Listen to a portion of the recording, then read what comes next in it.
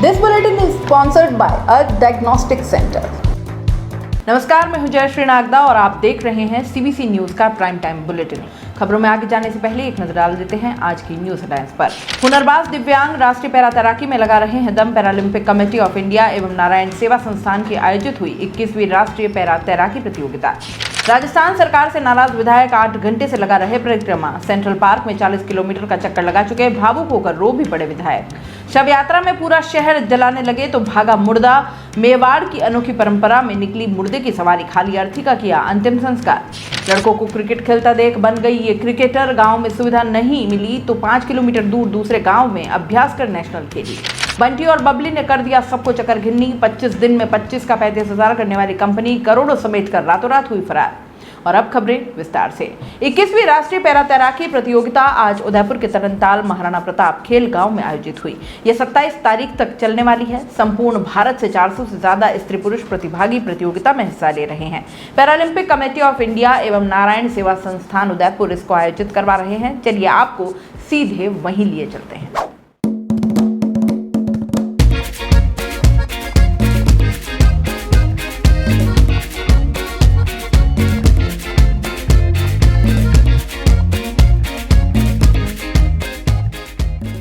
इक्कीसवीं राष्ट्रीय जो यहाँ पे पैरालंपिक प्रतियोगिता चल रही है, तैराकी प्रतियोगिता यहाँ चल रही है। विशेष दिव्यांगजनों के लिए यहाँ पे ये प्रतियोगिता होने वाली है और नारायण सेवा संस्थान इसके मुख्य आयोजन करता है। नारायण सेवा संस्थान के प्रशांत अग्रवाल सर हमारे साथ मौजूद है। आइए बात करते हैं कि किस तरह से इस आयोजन के पीछे क्या यहाँ पे क्या तैयारियाँ की गई है और आगे भी बहुत सारी बातें हम जानेंगे। सर, ये 21वीं प्रतियोगिता जो ये होने वाली है दिव्यांगजनों के लिए, आपने ये इनिशिएटिव लिया है, क्या चीज़ आपको इतना मोटिवेट करती है और क्या इसके पीछे आपको लगता है कि ये होना ही चाहिए और इससे क्या आगे पॉजिटिव इनके लाइफ में चलेगा? देखिए, ये जो बच्चे हैं इनमें पड़ोसियों, मित्रों, स्कूल के बच्चों के द्वारा जो उन्हें प्रेरणा मिलती है उनकी दिव्यांगता की वजह से स्कूल छूट जाता है। कई बार पिता कहता है कि ये ऐसा बेटा पैदा होते ही मर क्यों नहीं गया। बहुत सारी पीड़ा पाके ये बच्चे बड़े होते हैं और इनमें वो हीन भावना धीरे धीरे प्रबल होती चलती है। जब वो खेल से जुड़ते हैं तो वो हीन भावना निकलती चली जाती है। जब तालियां लोग अप्रिशिएट करते हैं, अखबारों में नाम आते हैं, VIP के द्वारा मेडल्स गले में पहनाए जाते हैं और उनकी भावना खत्म होती है। फिर वो प्रेरणा देने लगते हैं लोगों को, मिसाल बन जाते हैं एबल्ड और ये बहुत विषम परिस्थितियों से आगे बढ़े हैं। आसान नहीं है उनकी परिस्थितियाँ। जैसे हमारे घरों में भी बहुत सारी तकलीफ़ें आती है, लेकिन उनके घरों में तो बहुत ज़्यादा तकलीफ़ें हैं। उनको एक्सेप्ट नहीं करते लोग, आगे बढ़ते हुए देखना नहीं चाहते। माता पिता कई सारे ऐसे दिखेंगे जिन्होंने अपना पूरा जीवन इन बच्चों के लिए डिवोट कर दिया, जॉब छोड़ दी, सर्विस छोड़ दी, दोनों में से एक ने, और पूरा डेडिकेशन ये माने कि परमात्मा की सेवा कर रहे हैं। माता पिता अपने बच्चे के रूप में कोई अतिशयोक्ति नहीं होती। कितना पॉजिटिव चेंज आप पाते हैं आप जो ये कोशिशें आप, क्योंकि आप कई सालों से इसमें जुड़े हुए हैं इससे और कई सारी कहानियाँ आपकी आंखों के आगे से निकली हैं, कई सारी चीज़ें ऐसी आपको जो आपको तक विचलित कर गई होंगी, तो क्या कितने चेंजेस आए हैं आपको? अभी तक लगता है कि इनकी लाइफ में लोगों के नज़रिए में कितना बदलाव आपको लगता है? बहुत अंतर आता है, ज़मीन आसमान का अंतर आता है। लाइफ जो होती है, बदतर लाइफ, क्वालिटी लाइफ में तब्दील हो जाती है। लोग सीना चौड़ा करके चलते हैं, पहले झुके और किसी से आंख नहीं मिलाना, चुप रहना, कोने में पड़े रहना, लोगों को कातर निगाहों से देखना और मनी मन मायूस होना, परमात्मा को कोसना, ये सब चलता था। लेकिन इसके बाद बदलाव आता है। फिर वो लोगों से मिलते हैं, गेस्ट बना के लोग उनको बुलाते हैं। कैसे तैयार करते हैं इनको? आप कैसे मनाते हैं यहाँ तक लाने के लिए भी? ये क्या कुछ पैशनेट लोग हैं, जुझारू लोग हैं, इनिशिएटिव लेते हैं। तो आपने सुना होगा हर खिलाड़ी के पीछे एक कोच का बहुत बड़ा रोल है।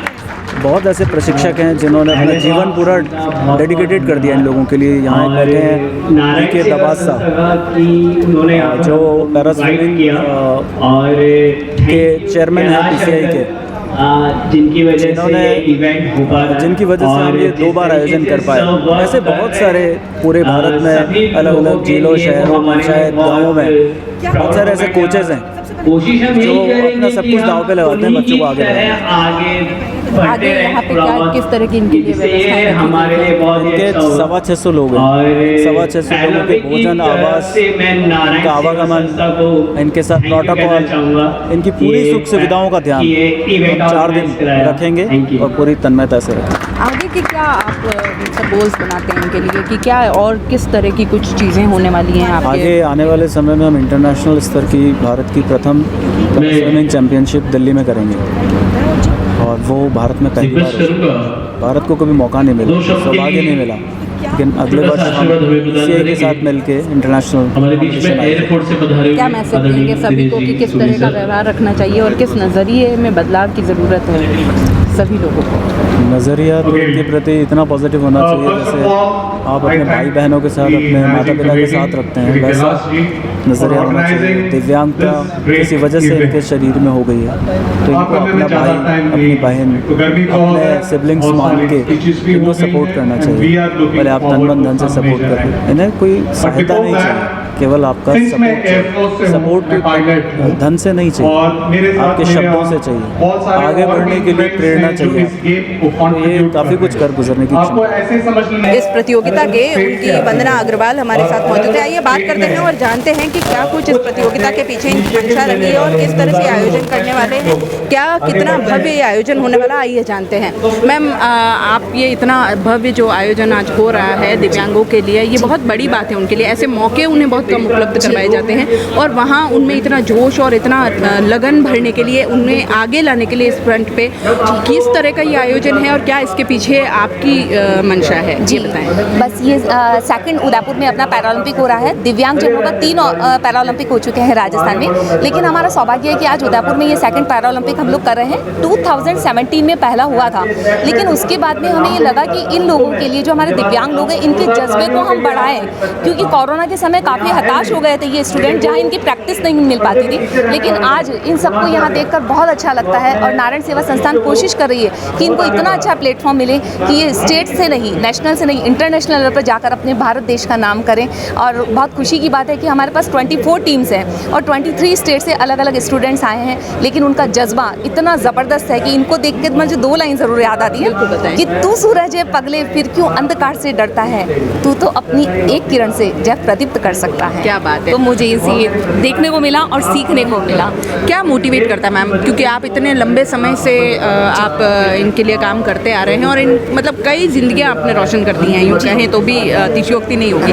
तो क्या सबसे ज़्यादा मोटिवेट क्या करता है? इन सबका मोटिवेशन मैं जब देखती हूँ, इनका सबसे ज़्यादा इनका अंदर का उत्साह, इनके उत्साह में बिल्कुल कमी नहीं है। जो बच्चे देख नहीं पाते हैं या जो चलने में असमर्थ होते हैं, लेकिन जब उनको देखती हूँ तो हम जो देखते हैं उससे कई गुना ज़्यादा उनका विज़न होता है देखने का, और इतना जज्बा और इतना उनके अंदर सेल्फ कॉन्फिडेंस है। मैं कहूँ अगर वो सेल्फ कॉन्फिडेंस अगर हम में हो तो बात ही अलग है। इसीलिए मैं मानती हूँ कि प्रभु ने भी उनको एक स्पेशल नाम दिया है कि ये सब दिव्यांग हैं, इनमें दिव्य शक्तियाँ हैं। जब कहते हैं एक कमी रह जाती है तो प्रभु इनमें हज़ारों खूबियाँ भर देता है, और जब इनसे हम लोग मिलते हैं और देखते हैं तो उनसे मैं सेल्फ मोटिवेट होती हूँ कि हम जिंदगी से हताश ना हो, निरंतर उनके साथ आगे बढ़ते रहें। ठीक बात है। आयोजन के बारे में कुछ बताएं, कैसे ये 2 दिन और अभी 27 तारीख तक रहने वाला है, ये किस तरह से कैसे क्या आगे सारी जी, ये 2 दिन तक का आयोजन है। अभी इनॉग्रेशन हुआ था, अपने कलेक्टर साहब ने इसका इनॉग्रेशन किया। सुबह से यहाँ स्विमिंग कंपटीशन चल रहे हैं जिनमें मेल एंड फीमेल दोनों इसमें पार्टिसिपेट कर रहे हैं, और जहांगीरिया साहब स्वयं पधारे हैं इस कंपटीशन को देखने के लिए। और ये इन सब लोगों के लिए एक मोटिवेशन का काम है कि वो पधार कर इन लोगों को आज आशीर्वाद दे रहे हैं जिन्होंने अभी पद्म भूषण प्राप्त किया है 2 दिन पहले। तो ये कल और वापस स्विमिंग कंपटीशन होगा और परसों जो भी विनर टीम होगी उन सबको मेडल देकर उनको विदा किया जाएगा। तो ये 3 दिन का प्रोग्राम है। Thank you. तो ये थी वंदना अग्रवाल हमारे साथ। मैम ने बताया कि किस तरह से ये 2 दिन के आयोजन यहाँ रहने वाले हैं और कई सारे जो यहाँ पे दिव्यांग यहाँ पे मौजूद है। करीबन आपको बता दें कि यहाँ पे 400 दिव्यांग जो हैं इन प्रतियोगिताओं में भाग लेने वाले हैं, यहाँ पे अपना पूरा दमखम लगाने वाले हैं। और इस तरह की जो प्रतियोगिताएं हैं ये कहीं ना कहीं उनमें जीने की एक नई उमंग, जो कि ऑलरेडी उनके अंदर उनका जो उत्साह है वो चरम पर है, और इस तरह से जो प्रतियोगिताएं होती हैं उनमें बहुत अच्छा एक उनके अंदर जो है मोटिवेशन का काम करती है। गहलोत सरकार को समर्थन दे रहे बहरोड से निर्दलीय विधायक बलजीत यादव ने सरकार को ही कटघरे में खड़ा कर दिया है। नकल माफिया और गुरुकुल यूनिवर्सिटी फर्जीवाड़े की बात करते हुए वे शुक्रवार को रो पड़े और काले कपड़े पहनकर सीधे जयपुर के सेंट्रल पार्क के ट्रैक पर दौड़ने के लिए उतर गए। दोपहर 3 बजे तक विधायक यादव सेंट्रल पार्क के 8 चक्कर लगाने के साथ कुल 40 किलोमीटर की दौड़ लगा चुके हैं। इनकी हेल्थ को देखते हुए सेंट्रल पार्क के हर गेट पर एम्बुलेंस तैनात की गई है। यादव का कहना है कि वे सरकार का विरोध करने के लिए 12 घंटे तक दौड़ेंगे। विरोध के इस अनोखे तरीकों को देखते हुए बड़ी संख्या में विधायक समर्थक भी सेंट्रल पार्क में मौजूद है। सरकार को जब उनके फैसले की जानकारी मिली तो जलदाय मंत्री महेश जोशी उन्हें मनाने के लिए सेंट्रल पार्क पहुंचे और वहां ट्रैक पर ही बैठ गए, लेकिन यादव ने किसी की नहीं सुनी। सेंट्रल पार्क में दौड़ने से पूर्व बलजीत यादव ने फेसबुक पर लाइव आते हुए कहा कि मैं सरकार के खिलाफ रोष प्रकट कर रहा हूं। दम घुटता है जब लोग इस तरह से निर्लज्जता दिखा रहे हैं। इसके प्रति रोष तो प्रकट कर ही सकता हूं, इसलिए स्वयं को कष्ट देकर सरकार को बताना चाहता हूं कि प्रदेश का युवा कितना पीड़ित है। 23 राज्य ऐसे हैं जहां पर प्रदेश के युवा को नौकरी नहीं दी जा रही। प्रदेश सरकार नौकरी दे नहीं रही तो ये युवा बेरोजगार कहां जाएंगे। राजस्थान के युवा की नौकरी पर डाका क्यों डाला जा रहा है। लाइव रहने के दौरान ही यादव रो पड़े। रोते हुए वे जनता से बोले कि जनता लाचार है, मैं इन गुंडों से नहीं लड़ सकता, इसलिए मुझे अपना गुस्सा जाहिर करना है। उन्होंने कहा कि कुलपति बिना बिल्डिंग के बने रिपोर्ट बनाकर सरकार को बता रहे हैं कि बिल्डिंग बन चुकी है, जबकि धरातल पर खाली जमीन है। सरकार आंखों देखी मक्की कैसे निगल रही है। सरकार उस यूनिवर्सिटी को मान्यता भी दे रही है। पता चलने पर बिल वापस ले लिया गया। सरकार ने माना भी कि बड़ा फर्जीवाड़ा हुआ है, लेकिन उसके बाद भी किसी भी प्रकार की कोई कार्रवाई नहीं की गई। उन सभी लोगों के खिलाफ कड़ी से कड़ी कार्रवाई करनी होगी। विधायक के दौड़ने की खबर मिलने के बाद मंत्री महेश जोशी, बीजेपी नेता राजेंद्र राठौड़ सहित कई एमएलए सेंट्रल पार्क पहुंचे। नेताओं ने विधायक को दौड़ने से रोका। महेश जोशी तो ट्रैक पर ही बैठ गए। विधायक बलजीत यादव ने जोशी से कहा कि उनका संकल्प लिया हुआ है, वह उसे पूरा करके ही दम लेंगे, बीच में अपना संकल्प नहीं तोड़ने वाले। और इसके बाद बलजीत यादव ने दोबारा दौड़ना शुरू कर दिया। कुछ हटकर करने की ललक एवं अवसर पहचानने वाले ही सफलता के शिखर तक पहुंचते हैं। ऐसा ही उदाहरण छोटे से गांव चौहानों का कंथारिया की बेटी मंजू पूर्बिया ने पेश किया है। अपने गांव से रोज 5 किलोमीटर दूर ओडुंद में प्रैक्टिस करने बाइक चला कर जाती है। हाल ही में राष्ट्रीय ओपन टेनिस बॉल क्रिकेट प्रतियोगिता में खेलकर प्रदर्शन कर गांव सहित क्षेत्र का गौरव बढ़ाया है। अब मंजू का सपना क्रिकेट में देश के लिए खेलना है। सतपुड़ा पंचायत के चौहानों के कंथारिया की मंजू पूर्बिया के पिता माधुलाल पूर्बिया मजदूर एवं माता भोलीबाई खेती करती हैं। बचपन से ही मंजू का खेल के प्रति रुझान रहा। मंजू ने बताया कि गांव के लड़के ही क्रिकेट खेलते थे और उन्हें देखकर मैंने भी खेलने का मन बना लिया। इस दौरान जैसे ही पता चला कि सरकार बालिकाओं के लिए स्कूल स्तर पर क्रिकेट प्रतियोगिता का आयोजन कर रही है, मैं गांव की दीपिका चौहान ने 17 आयु वर्ग में अपना पंजीयन करा लिया। अब समस्या ये थी कि प्रैक्टिस कहां करें, क्योंकि गांव में ऐसा माहौल था नहीं। और इस पर हम दोनों गांव से 5 किलोमीटर दूर ओडुंद स्थित स्कूल के खेल मैदान से प्रैक्टिस करने जाना शुरू कर दिया। खुद बाइक चलाकर प्रैक्टिस के लिए जाती थी, वहां जमकर पसीना बहाया और जिले के बाद स्टेट के लिए सिलेक्शन हो गया। झालावाड़ में चित्तौड़गढ़ जिले की टीम ने बेहतर प्रदर्शन किया। इसके बाद बड़ा अवसर ओपन टेनिस बॉल क्रिकेट प्रतियोगिता में मिला। 19 आयु वर्ग में स्टेट की टीम में सिलेक्शन हुआ और नेशनल स्तर पर दरभंगा बिहार में खेलने का मौका मिल गया। राजस्थान की टीम ने बेहतर प्रदर्शन किया और दूसरे स्थान पर रही तथा सिल्वर मेडल मिला। सतपुड़ा के पूर्व सरपंच सुरेंद्र सिंह चौहान के अनुसार मंजू ने नेशनल स्तर पर खेलकर गांव ही नहीं जिले का नाम भी रोशन किया है। मंजू पूर्बिया ने कहा कि माता पिता, कोच सहित गुरुजनों ने हमेशा प्रोत्साहित किया। परिजनों ने कभी भी खेलने जाने से रोका नहीं और इसी प्रोत्साहन से नेशनल तक खेलने का मौका मिल गया। उसने कहा कि अब हर क्षेत्र में बेटियां आगे आ रही हैं। बदलते दौर में बेटियों पर रोका या रोक टोक से उनकी प्रतिभा दब जाती है। 25 घरों का छोटा सा राजस्व गांव है चौहानों का कंथारिया। सतपुड़ा के पूर्व सरपंच सुरेंद्र सिंह चौहान ने बताया कि सतपुड़ा पंचायत का राजस्व गांव चौहानों का कंथारिया गांव में 75 घर है। मंजू वर्तमान में राजकीय उच्च माध्यमिक विद्यालय गोसुंडा की छात्रा हैं। मंजू खेल के साथ साथ पढ़ाई में भी होशियार हैं। 10वीं में 89% अंकों से उत्तीर्ण हुई हैं। 25 दिन में 25,000 के 35,000 कर लौटाने वाली कंपनी रातों रात सैकड़ों ग्राहकों का करोड़ों रुपया लेकर भाग गई। कंपनी का ऑफिस भी रातों रात बंद हो गया। स्टाफ तक को पता नहीं चला कि कंपनी के प्रतिनिधि फरार हो गए हैं। बाद में इसकी सूचना पुलिस को दी गई, लेकिन पुलिस ने भी रिपोर्ट दर्ज करने की जगह पीड़ितों को भगा दिया। बाद में अब कोर्ट की दखल के चलते एक के बाद एक मुकदमे दर्ज हो रहे हैं। 2 दिन में अब तक 4 केस सामने आ चुके हैं। करधनी थाना इलाका ठग दंपति की तलाश में जुट गई है।